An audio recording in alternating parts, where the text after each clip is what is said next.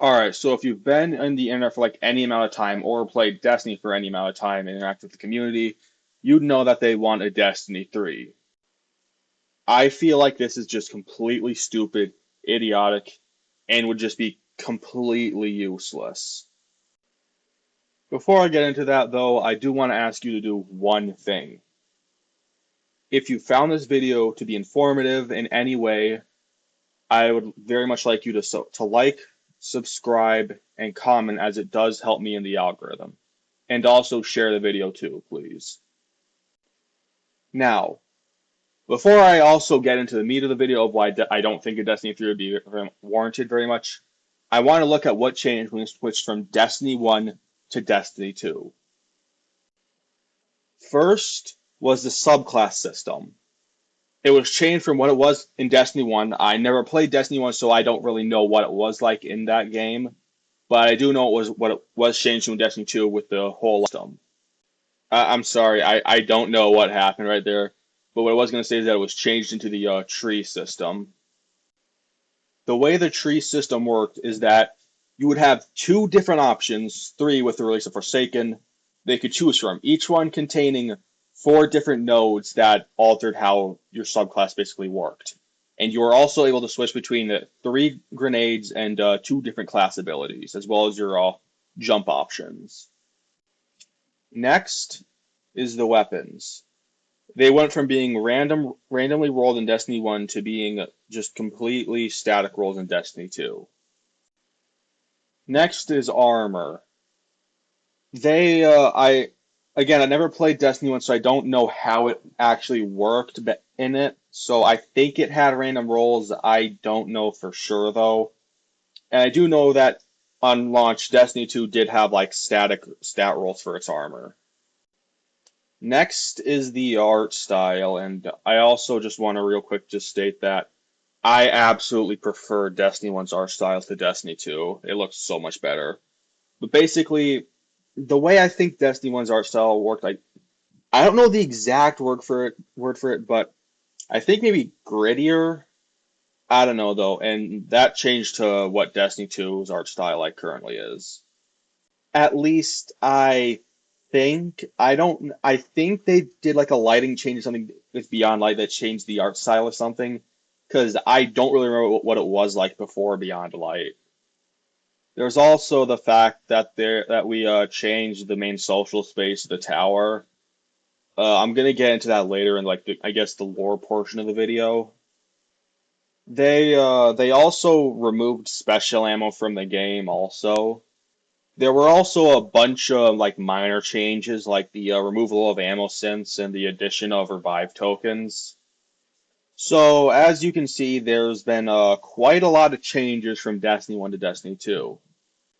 And obviously, if there's going to be a Destiny 3, there's going to need to be a lot of changes, otherwise it would just basically be completely useless. Because if there aren't a lot of changes, why not just stick with Destiny 2 and like add a few of those changes in like an update or something, you know? But that's enough of that. Let's talk about how Destiny 2 has evolved and changed over time since, the game's been out for like nearly 10 years.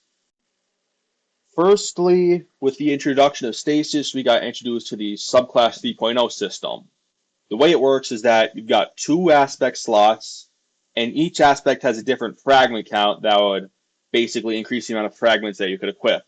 The aspects were basically just large modifications to how your subclass worked, like Titan's Diamond Lance aspect, which means so like every stasis kill you get like a Diamond Lance, and there's like a little short cooldown on it, or a Consecration, changing how the Solar Titan melee worked when you were sliding. You are also given unrestricted access to grenades because previously certain grenades were locked behind certain classes, but now they aren't. And your melee is no longer tied to like what's how you're currently like building your subclass, I guess you would say. Because previously it was tied to the trees, and now it's basically like unrestricted. And with the addition of Stasis and Beyond Light back in 2020, the addition of Strand and Lightfall back in 2023, and the addition of Prismatic in 2024 with the final shape, we've gotten three new subclasses. Next is weapons. Back in Forsaken, they reintroduced special ammo, they reintroduced random rolls. In the Witch Queen, They added origin traits and enhanced perks, and now in the Edge of Fate, they added the whole weapon tiering system. They also added weapon crafting back in the Witch Queen, but that was kind of abandoned, so I'm not really going to mention it anymore. Next is armor. Back in Forsaken, they added random rolls to armor. In Shadowkeep, they completely revamped the armor system with new stats and in the mod system as well. In Lightfall, they completely neutered the mod system, and now in the Edge of Fate, they completely revamped the entire stat system and it added not weapon, but armor tiering. Now for the art style. Like I said earlier, I think with Beyond Light, the art style changed with like the engine update or something. I believe there was an engine update like around Beyond Light, and that like changed all the lighting and stuff. Again, though, I don't really remember what it was like before Beyond Light because I joined all the way back in like 2020's Festival of the Lost. Now for the like minor system changes. Back in Forsaken, there was the introduction of like our rally flags. In like Season of the Worthy, Grandmaster Nightfalls and Trials were brought back. In Final Shape, they removed legendary shards, and in the Edge of Fate, they completely revamped how like basically the entire game worked.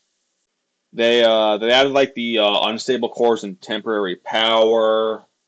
They introduced the portal, which I have started to like get more. I guess I don't hate it as much as nearly as much as I used to back when it like launched like a month ago. There's like probably a bunch of also minor changes I'm missing that I just don't remember at all. But yeah, as you can see, Destiny 2 over the years has evolved a lot. So what could a Destiny 3 do to like I guess innovate upon what we currently have? Because with Destiny 2 we've already gotten a complete rework of the subclass system as well as 3 new subclasses, a complete revamp of the weapon system, a complete weapon of the armor and loot system because of weapon and armor tiering. We've already got like an art style change. We've already got a bunch of like minor like core game changes. Now the biggest argument for Destiny 3 that I personally am seeing is performance, which for me it's not even an issue at all. So I don't understand why people are personally like complaining about it. Another thing that I want to touch on is the lore. What would even be the lore reason for us like getting a Destiny 3? Because for Destiny 2, it was that Gaul attacked the tower, like caged up the Traveler, and all that, the whole Red War thing. That's why our vaults were completely wiped and the tower changed, because the current tower is still being rebuilt even like nearly 10 years after it happened. So there isn't really, and like currently I don't even really see a faction that is capable of doing something like that. The only one that I can think of is like the Coral Vexen, the conductor Maya Sundaresh. But like her control of the Vex like currently is like basically waning, so I don't even think she'd be capable. I don't think there's even like a single faction in the game capable of doing something like that. Now, of course, that is if like our vaults end up getting wiped, but if they don't, it could just be the tower finished getting rebuilt. Let's go back to it. But let's say we did get a Destiny 3. Would it even be any good? Because like we're seeing what Bungie's doing with like their current development time, and it's nothing. So what makes you think that they would even be capable of remotely making something as good as you want for a Destiny 3? Because like with Marathon, we've seen what like the higher ups did. The devs saying, "Hey, people don't want an extraction shooter," and the higher ups are saying, "Make it anyways." So who say that the higher ups won't basically one shot the franchise by forcing the devs to make Destiny 3 something that nobody wants? Because they nearly killed Destiny with the release of Destiny 2 with the removal of all the RNG, like the static rolls, the double primary, all that. So who's to say that they just won't end up doing it again? So yeah, Destiny 2 has changed so much over the years that it's basically Destiny 3 already. And if we did end up getting a Destiny 3, there's a very, very, very good chance it would end up being just completely garbage and just one-shotting the franchise. But that's the video. So, if you found it informative or something, if you liked it, if you're stuck this far, could you please just like, subscribe, comment, and I don't know, like share this or something. But anyways, that's it. Bye.